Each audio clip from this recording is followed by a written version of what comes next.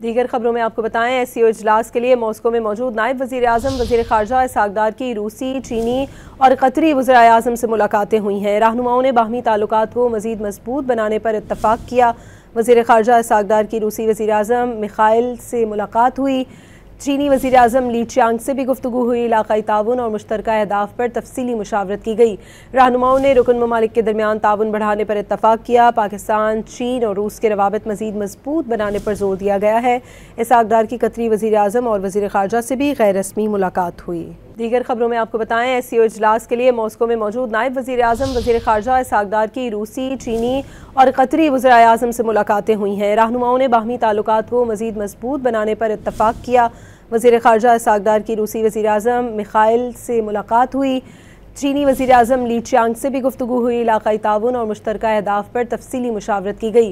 रहनुमाओं ने रुकन ममालिक के दरमियान ताउन बढ़ाने पर इत्तफ़ाक़ किया। पाकिस्तान, चीन और रूस के रवाबित मज़ीद मजबूत बनाने पर जोर दिया गया है।